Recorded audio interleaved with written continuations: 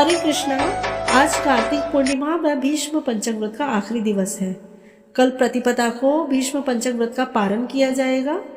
इस वीडियो में हम भीष्म पंचक व्रत के आखिरी दिन में कार्तिक मास की कथा अध्याय 30 से लेकर अध्याय 35 तक सुना रहे हैं, जो कार्तिक मास महात्म्य के आखिरी अध्याय हैं। कल से मार्गशीर्ष कथा में भागवत कथाओं का श्रवण किया जाएगा। तो आइए इस वीडियो में हम श्रवण करते हैं कार्तिक मास महात्म्य में अध्याय 30 से लेकर अध्याय 35। सभी भक्त मिलकर बोलिए वृंदावन बिहारी लाल की जय। कार्तिक मास महात्म्य में अध्याय 30। भगवान श्री कृष्ण सत्यभामा से बोले, हे प्रिय, नारद जी के वचन सुनकर महाराजा पृथु बहुत आश्चर्यचकित हुए। अंत में उन्होंने नारद जी का पूजन करके उनको विदा किया। इसलिए माघ, कार्तिक और एकादशी यह 3 व्रत मुझे अत्यधिक प्रिय हैं। वनस्पतियों में तुलसी, महीनों में कार्तिक, तिथियों में एकादशी और क्षेत्रों में प्रयाग मुझे अधिक प्रिय हैं। जो मनुष्य इंद्रियों पर विजय प्राप्त करके इनका सेवन करता है वह मुझे यज्ञ करने वाले मनुष्य से भी अधिक प्रिय है। जो मनुष्य विधि पूर्वक इनकी सेवा करते हैं, मेरी कृपा से उन्हें समस्त पापों से छुटकारा मिल जाता है। भगवान श्री कृष्ण के वचन सुनकर सत्यभामा ने कहा, प्रभु, आपने बहुत ही अद्भुत बात कही है। दूसरों के लिए पुण्य के फल से कलह की मुक्ति हो गई। यह प्रभावशाली कार्तिक मास आपको अधिक प्रिय है, जिससे पतिद्रोह का पाप केवल स्नान के पुण्य से ही नष्ट हो गया। दूसरे मनुष्य द्वारा किया हुआ पुण्य उसके देने से किस प्रकार मिल जाता है, या मुझे बताने की कृपा करें।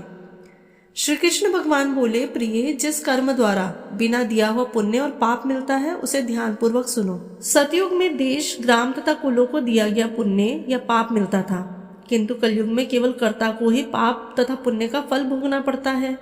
संसर्ग ना करने पर भी वह व्यवस्था की गई है, और संसर्ग से पाप व पुण्य दूसरे को मिलते हैं, उसकी व्यवस्था भी सुनो। पढ़ाना, यज्ञ कराना तथा एक साथ भोजन करने से पाप पुण्य का आधा फल मिलता है। एक आसन पर बैठने तथा सवारी पर चढ़ने, श्वास के आने जाने से पुण्य व पाप का चौथा भाग जीव मात्र को मिलता है। छूने से, भोजन करने से और दूसरे की स्तुति करने से पुण्य और पाप का 6वां भाग मिलता है। दूसरे की निंदा, चुगली और धिक्कार करने से उसका 7वां भाग मिलता है। पुण्य करने वाले मनुष्य की जो कोई सेवा करता है वह सेवा का भाग लेता है और अपनी पुण्य उसे देता है। नौकर और शिष्य के अतिरिक्त जो मनुष्य दूसरे से सेवा करवाकर उसे पैसे नहीं देता, वह सेवक उसके पुण्य का भागी होता है।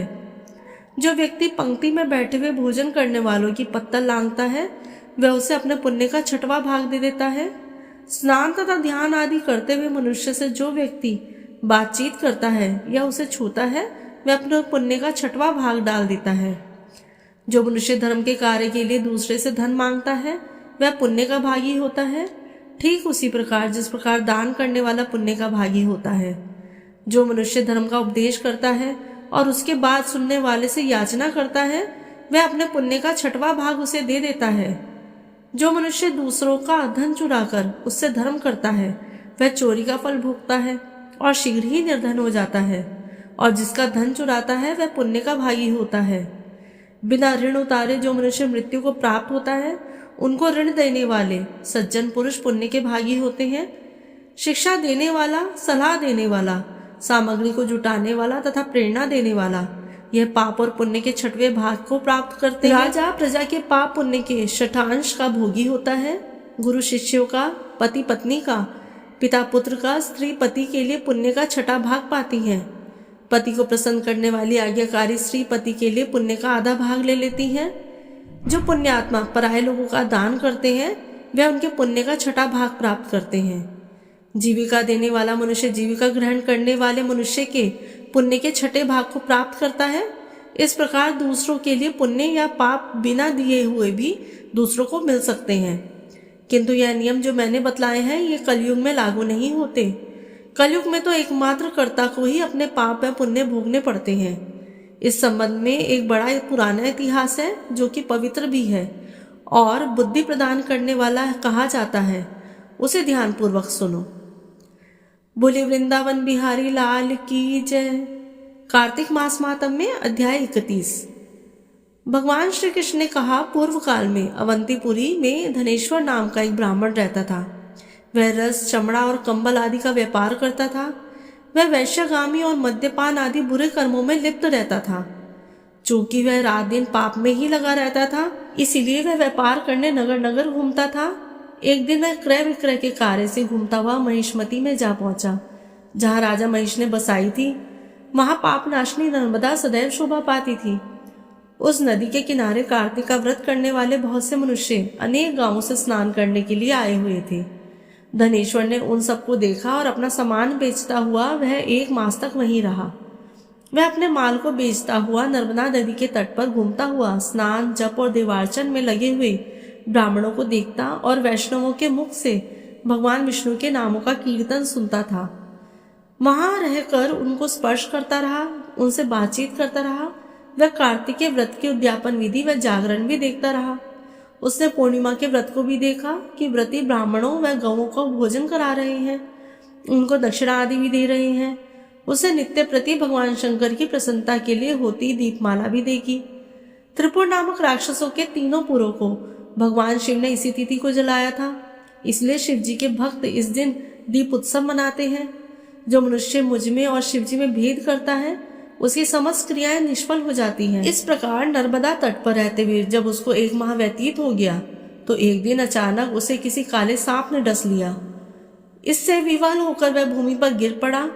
उसकी यह दशा देखकर वहां के दयालु भक्तों ने उसे चारों ओर से घेर लिया और उसके मुंह पर तुलसी दल मिश्रित जल से छींटे देने लगे। जब उसके प्राण निकल गए, तब यमदूतों ने आकर उसे बांध लिया और कोड़े बरसाते हुए उसे यमपुरी ले गए। उसे देखकर चित्रगुप्त ने यमराज से कहा, इसने बाल्यावस्था से लेकर आज तक केवल बुरे कार्य ही किए हैं। इसके जीवन में तो पुण्य का लेश मात्र भी दृष्टिगोचर नहीं होता। यदि मैं पूरे 1 वर्ष तक भी आपको सुनाता रहूं, तो भी इसके पापों की सूची समाप्त नहीं होगी। यह महापापी है, इसलिए इसको 1 कल्प तक घोर नरक में डालना चाहिए। चित्रगुप्त की बात सुनकर यमराज ने कुपित होकर कालनेमी के समान अपना भयंकर रूप दिखाते हुए अपने अनुचरों को आज्ञा देते हुए कहा, हे प्रेत सेनापतियों, इस दुष्ट को मुकदरों से मारते हुए कुंभीपाक नरक में डाल दो। सेनापतियों ने मुकदरों से उसका सिर फोड़ते हुए कुंभीपाक नरक में ले जाकर खोलते हुए तेल के कड़ाहे में डाल दिया। प्रेत सेनापतियों ने उसे जैसे ही तेल के कड़ाहे में डाला, वैसे ही वहां का कुंड शीतल हो गया। ठीक उसी प्रकार जिस प्रकार पूर्व काल में प्रहलाद जी को डालने से दैत्यों की जलाई हुई आग ठंडी हो गई थी। यह विचित्र घटना देखकर प्रेत सेनापति यमराज के पास गए और उनको सारा वृतांत कहा। सारी बात सुनकर यमराज भी आश्चर्यचकित हो गए और इस विषय में पूछताछ करने लगे। उसी समय नारद जी वहां आ गए और यमराज से कहने लगे, सूर्य नंदन, यह ब्राह्मण नरकों का उपभोग करने योग्य नहीं है। जो मनुष्य पुण्य कर्म करने वाले लोगों का दर्शन, स्पर्श व उनके साथ वार्तालाप करता है, वह उनके पुण्य का 6वां अंश प्राप्त कर लेता है। यह धनेश्वर तो 1 मास तक श्रीहरि के कार्तिक व्रत का अनुष्ठान करने वाले असंख्य मनुष्यों के संपर्क में रहा है, अतः यह सब उनके पुण्यांश का भागी हुआ है। इसको अनिच्छा से पुण्य प्राप्त हुआ है, इसलिए यह यक्ष की योनि में रहे और पाप भोग के रूप में सब नरक का दर्शन मात्र करके ही यम यातना से मुक्त हो जाए। श्री कृष्ण भगवान ने कहा, सत्यभामा, नारद जी के इस प्रकार कहकर चले जाने के पश्चात धनेश्वर को पुण्यात्मा समझते यमराज ने दूतों को उसे नरक दिखाने की आज्ञा दी। सभी बोलिए वृंदावन बिहारी लाल की जय। कार्तिक मास मातम में अध्याय 32। भगवान श्री कृष्ण ने आगे कहा, हे प्रिय, यमराज की आज्ञा शिरोधार्य करते हुए प्रेतपति धनेश्वर को नरकों के समीप ले गया और उसे दिखाते हुए कहने लगा, हे धनेश्वर, महान भय देने वाले इन नरकों की ओर दृष्टि डालो। इनमें पापी पुरुष सदैव दूतों द्वारा पकाए जाते हैं।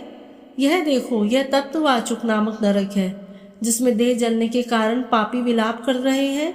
जो मनुष्य भोजन के समय भूखों को भोजन नहीं देता, वह बार बार इस नरक में डाले जाते हैं। वह प्राणी जो गुरु, अग्नि, ब्राह्मण, गौ, वेद और राजा इनको लात मारता है, वह भयंकर नरक अतिशय पापों के करने पर मिलते हैं। आगे देखो, यह दूसरा नरक है जिसका नाम अंधत्वामिश्र है। इन पापियों को सुई की भांति मुख वाले तमोत नामक कीड़े काट रहे हैं। इस नरक में दूसरों का दिल दुखाने वाले पापी गिराए जाते हैं। यह तीसरा नरक है जिसका नाम क्रकेय है।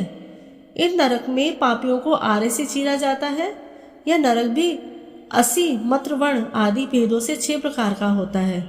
इसमें स्त्री तथा पुत्रों के वियोग कराने वाले मनुष्य को कड़ाही में पकाया जाता है।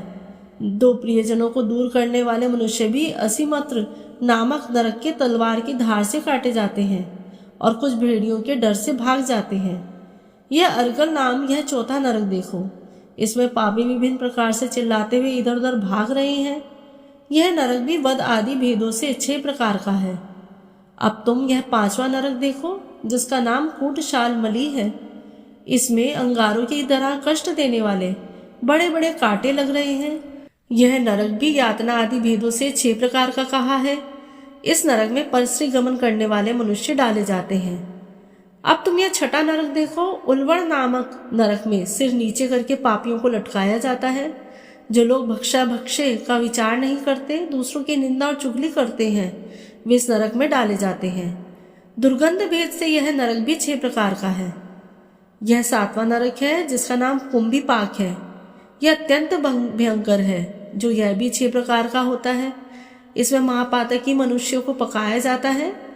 इस नरक में सहस्रों वर्षों तक यातना भोगनी पड़ती है। यही रौरव नरक है। जो पाप इच्छा रहित किए जाते हैं वह सूखे, और जो पाप इच्छा पूर्वक किए जाते हैं वह पाप आर्द्र कहलाते हैं। इस प्रकार शुष्क और आर्द्र भेदों से यह पाप 2 प्रकार के हो जाते हैं। इसके अलावा और भी अलग अलग 84 प्रकार के पाप हैं। अप्रकीर्ण, पाडाकत्य, मलिनीकरण, जाति भ्रंशकरण, उपाय, अतिपाप, महापाप, ये 7 प्रकार के पातक हैं। जो मनुष्य जैसा कर्म करता है उसे इन 7 नरकों में उसके पाप कर्मों के अनुसार पकाया जाता है। चूंकि तुमने कार्तिक व्रत करने वाले प्रभु भक्तों का संसर्ग प्राप्त हुआ था, उससे पुण्य की वृद्धि हो जाने के कारण ये सभी नरक तुम्हारे लिए निश्चय ही नष्ट हो गए हैं। इस प्रकार धनेश्वर को नरकों का दर्शन कराकर प्रेतराज उसे यक्ष लोक में ले गए। वहां जाकर उसे वहां का राजा बना दिया। वहीं कुबेर का अनुचर धनक्षय के नाम से प्रसिद्ध हुआ। बाद में महर्षि विश्वामित्र ने उसके नाम पर तीर्थ बनाया था।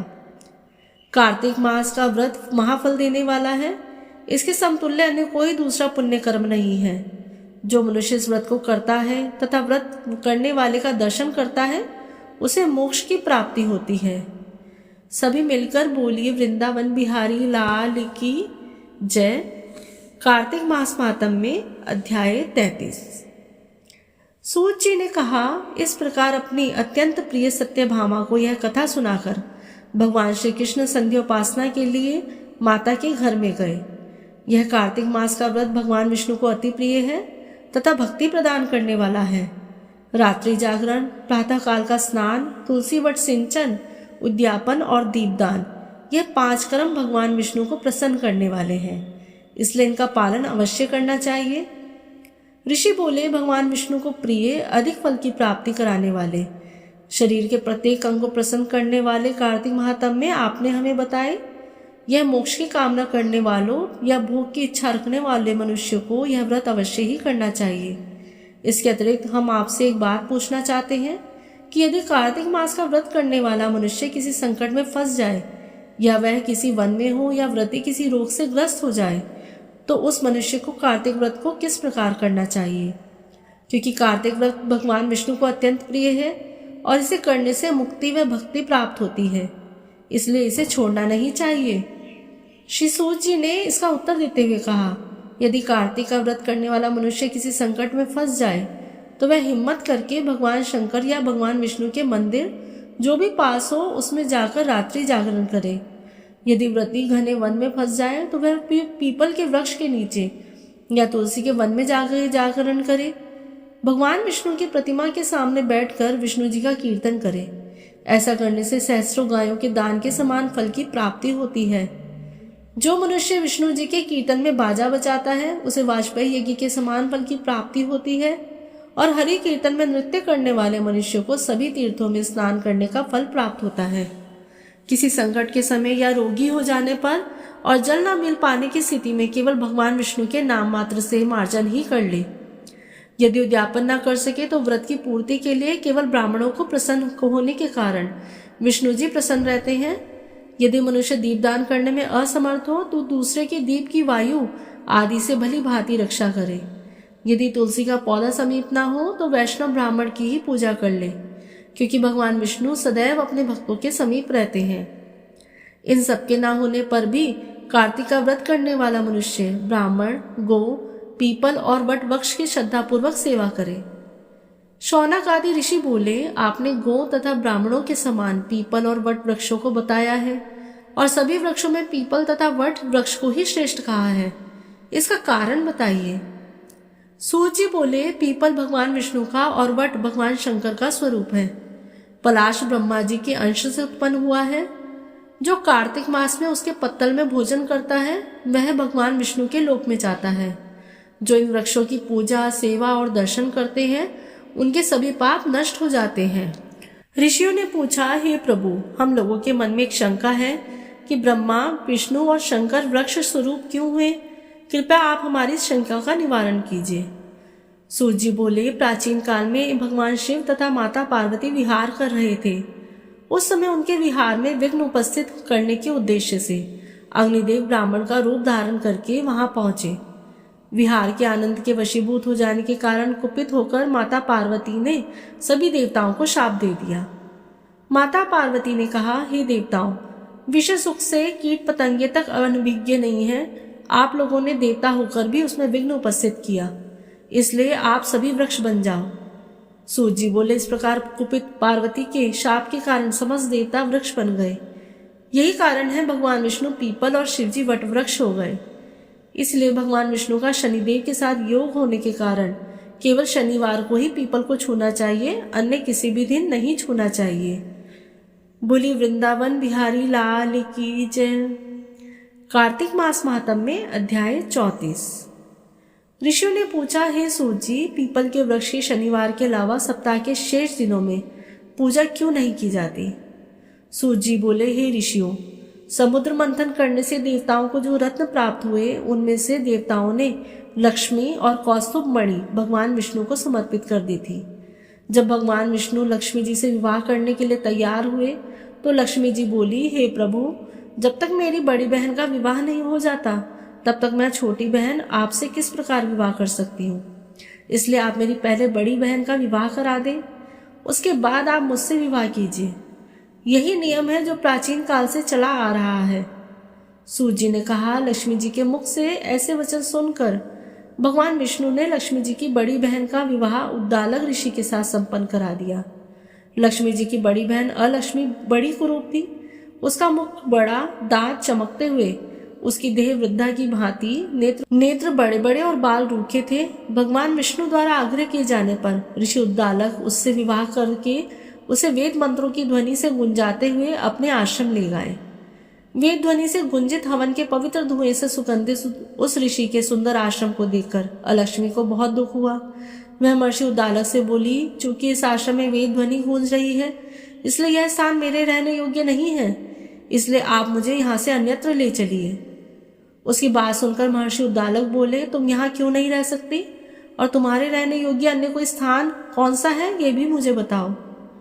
अलक्ष्मी बोली, जिस स्थान पर वेद की ध्वनि होती है, अतिथियों का आदर सत्कार किया जाता है, यज्ञ आदि होते हैं, ऐसे स्थान पर मैं नहीं रह सकती। जिस स्थान पर पति पत्नी आपस में प्रेम से रहते हैं, पितरों के निमित्त यज्ञ होते हो और देवताओं की पूजा हो, उस स्थान पर भी मैं नहीं रह सकती। जिस स्थान पर वेदों की ध्वनि ना हो, अतिथियों का आदर सत्कार ना हो, यज्ञ ना होते हो, पति पत्नी आपस में कलेश करते हो, पूज्य वृद्धों, सत्पुरुषों तथा मित्रों का अनादर होता हो, जहाँ दुराचारी, चोर, परस्त्रीगामी मनुष्य निवास करते हो, जिस स्थान पर गायों की हत्या की जाती हो, मद्यपान, ब्रह्म हत्या आदि पाप होते हो, ऐसे स्थानों पर मैं प्रसन्नतापूर्वक निवास करती हूँ। सूर्य जी बोले, अलक्ष्मी के मुख से इस प्रकार के वचन सुनकर उद्दालक का मन खिन्न हो गया। वह इस बात को सुनकर मौन हो गए। थोड़ी देर बाद वे बोले, ठीक है, मैं तुम्हारे लिए ऐसा स्थान ढूंढ दूंगा। जब तक मैं तुम्हारे लिए ऐसा स्थान ना ढूंढ लूं, तब तक तुम इसी पीपल के नीचे चुपचाप बैठी रहना। महर्षि उद्दालक उसे पीपल के वृक्ष के नीचे बैठाकर उसके रहने योग्य स्थान की खोज में निकल पड़े।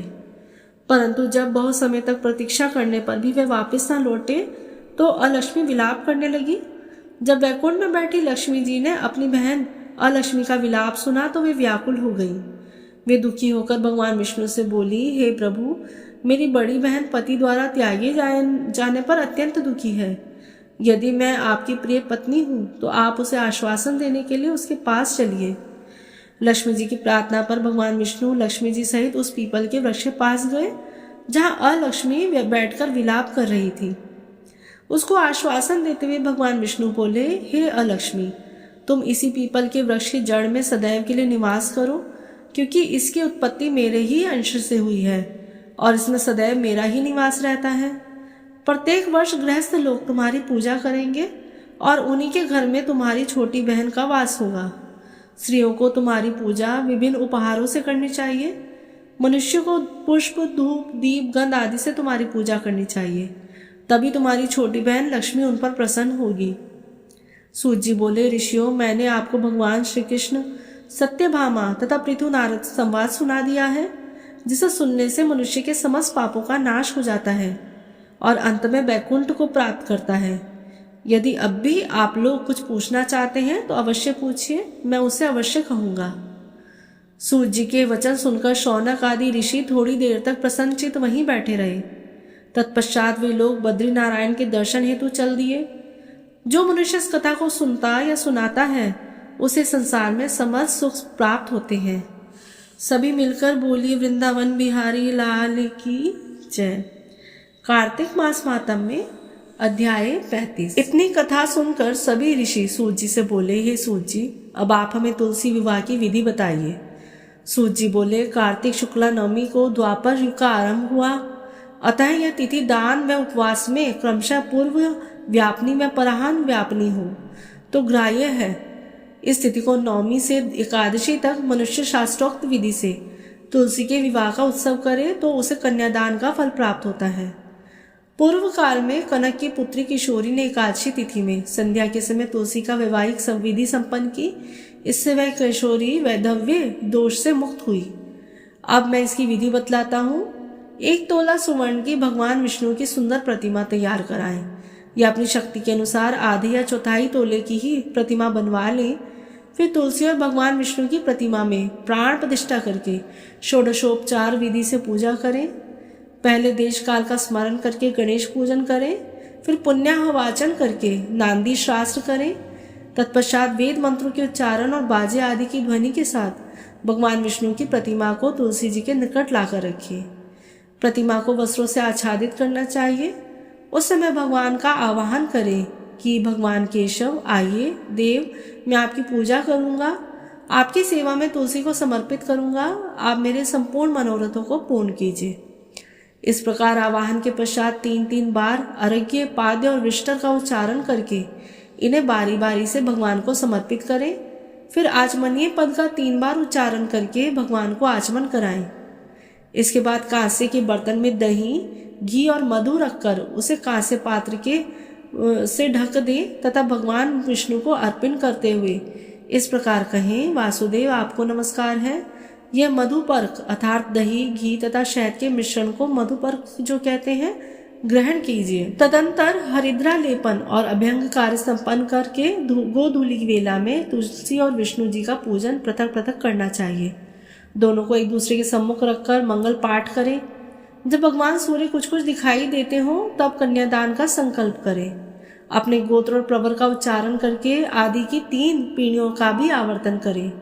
तत्पश्चात भगवान से इस प्रकार कहें कि आदि, मध्य और अंत से रहित त्रिभुवन प्रतिपालक परमेश्वर, इस तुलसी दल को आप विवाह की विधि से ग्रहण करें। यह पार्वती के बीच से प्रकट हुई है, वृंदा की भस्म में स्थित रही है तथा आदि, मध्य और अंत से शून्य है। आपको तुलसी बहुत प्रिय है, अतः इसे मैं आपकी सेवा में अर्पित करता हूँ। मैंने जल के घड़ों से सींचकर और अन्य प्रकार की सेवाएं करके अपनी पुत्री की भांति से इसे पाला, पोसा और बढ़ाया है। आपकी प्रिया तुलसी को मैं आपको दे रहा हूँ, प्रभु आप इसे ग्रहण करें। इस प्रकार तुलसी का दान करके फिर उन दोनों अर्थात तुलसी और भगवान विष्णु की पूजा करें। तुलसी का विवाह उत्सव मनाएं। सुबह होने पर पुनः तुलसी और विष्णु जी का पूजन करें। अग्नि की स्थापना करके उसमें द्वादशाक्षर मंत्र से खीर, घी, मधु और तिल मिश्रित हवनीय द्रव्य की 108 आहुति डालें। फिर सृष्टकृत होमक करके पूर्णाहुति दें। आचार्य की पूजा करके होम की शेष विधि पूरी करें। उसके बाद भगवान से इस प्रकार प्रार्थना करें कि हे प्रभु, आपकी प्रसन्नता के लिए मैंने यह व्रत किया है। जनार्दन, इसमें जो न्यूनता हो वह आपके प्रसाद से पूर्णता को प्राप्त हो जाए। यदि द्वादशी में रेवती का चौथा चरण बीत रहा हो तो उस समय पारण न करें। जो उस समय भी पारण करता है वह अपने व्रत को निष्फल कर देता है। भोजन के पश्चात तुलसी स्वतः गलकर गिरे हुए पत्तों को खाकर मनुष्य सब पापों से मुक्त हो जाता है। भोजन के अंत में ऊख, आंवला और बेर का फल खा लेने से उच्छिष्ट दोष मिट जाता है। तदंतर भगवान का विसर्जन करते हुए कहें कि भगवान, आप तुलसी के साथ वैकुंठ धाम में पधारें। प्रभु, मेरे द्वारा की हुई पूजा ग्रहण करके आप सदैव संतुष्टि करें। इस प्रकार देवेश्वर विष्णु का विसर्जन करके मूर्ति आदि सब सामग्री आचार्य को अर्पण कर दे। इससे मनुष्य कृतार्थ हो जाता है। यह विधि सुनाकर सूर्य जी ने ऋषियों से कहा, हे ऋषियों, इस प्रकार जो मनुष्य श्रद्धापूर्वक सत्य, शांति और संतोष को धारण करता है, भगवान विष्णु को तुलसी दल अर्पित करता है, उसके सभी पापों का नाश हो जाता है और वह संसार के सुखों को भोग कर अंत में विष्णु लोक को प्राप्त होता है। हे ऋषिवरों, यह कार्तिक महात्म्य सब रोगों और संपूर्ण पापों का नाश करने वाला है। जो मनुष्य इस महात्म्य को भक्ति पूर्वक पढ़ता है और जो सुनकर धारण करता है, वह सब पापों से मुक्त हो भगवान विष्णु के लोक में जाता है। जिसकी बुद्धि खोटी तथा जो श्रद्धा से हीन हो, ऐसे मनुष्य को किसी को भी यह महात्म्य नहीं सुनाना चाहिए। ओम श्री कार्तिक महात्म्य 35वां अध्याय समाप्त। सभी मिलकर बोली वृंदावन बिहारी लाल की जय।